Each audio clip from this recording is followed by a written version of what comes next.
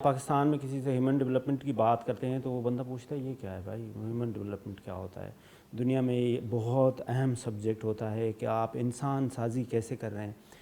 ہمارے ملک میں الحمدللہ ہم 97 سے 8% مسلمان، نمازی بھی، روزہ بھی، سب چیزیں کرتے ہیں، لیکن اگر ہم دیکھا جائے تو ہم جھوٹے بھی بہت ہیں، اس میں کوئی شک نہیں ہے، ہم 2 نمبری بھی بہت ہیں۔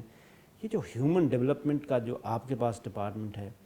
آپ اس سے کیا کر رہے ہیں اور کس طرح سے لوگوں کو، اب اگر ہم نوجوان کو دیکھیں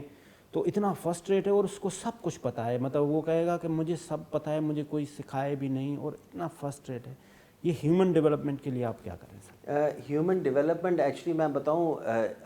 اب آپ کو ہنسی بھی آئے گی سن کے کہ ہیومن ڈیولپمنٹ نام کا کوئی ڈپارٹمنٹ نہیں ہے سندھ گورنمنٹ میں۔ ہیومن ریسورس نام کا ڈپارٹمنٹ ہے، اور یہ لیبر اینڈ ہیومن ریسورس ہے، لیکن اب کے اس کو غلطی سے یا جان کے اس کو سپلٹ کیا گیا ہے، لیبر الگ کر دیا گیا ہے، ہیومن ریسورس الگ کر دیا گیا ہے۔ تو ابھی بھی بہت سارا اس ڈپارٹمنٹ میں گرے ایریا ہے کہ اچھا، کون سی چیز ہمارے پاس ہے اور کون سی چیز جو ہے وہ ہمیں نہیں ہے، ہمارے پاس نہیں ہے۔ لیکن اس میں ایک بہت اہم ادارہ آتا ہے لیبر، اس میں ایک بہت اہم ادارہ آتا ہے ورکرز ویلفیئر بورڈ، جی اور بالکل، اس میں ایک اور بہت اہم ادارہ آتا ہے سیسی۔ اس میں سکولز بھی ہیں لیبرز کے لیے، ہاسپٹلس بھی ہیں۔ لیبرز کے بچوں کے لیے، اس میں ہاسپٹلز بھی آتے ہیں لیبررز کے لیے، اور اس میں جو ورکرز ویلفیئر بورڈ کا جو ایلیمنٹ ہے وہ بہت اہم ہے، کیونکہ اس میں پھر یتیموں کی، بیواؤں کی ہیلپ ہے، اس میں لوگوں کی رہائش کا انتظام ہے جو لیبررز ہیں جو افورڈ نہیں کر سکتے۔ پھر اس میں بہت ساری انفورسمنٹ آتی ہے، جیسے کہ انڈر ایج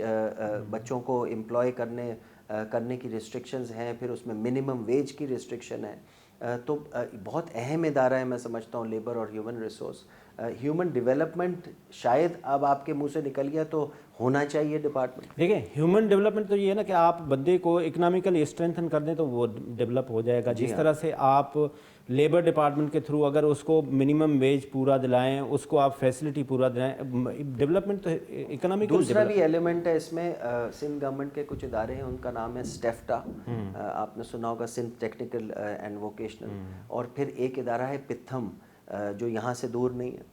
ادھر یہ ٹیکنیکل ایکسپرٹیز دی جاتی ہے، اور میں سمجھتا ہوں ہیومن ڈیولپمنٹ کا جو بیسٹ مرر ہے یہ وہ 2 ادارے ہیں جو اس کو مرر کر سکتے ہیں۔ جیسے کچھ ادارے یہاں پرائیویٹ آرگنائزیشن جو ووکیشنل ٹریننگ وغیرہ کرا رہے ہوتے ہیں، اس طرح سے آپ کوئی انیشیٹو؟ جی ہے، آلریڈی پتھم ایگزسٹ، اور وہاں پہ آپ کے شیف سے لے کے ہاؤس کیپنگ سے لے کے جینیٹر سے لے کے ویٹرز سے لے کے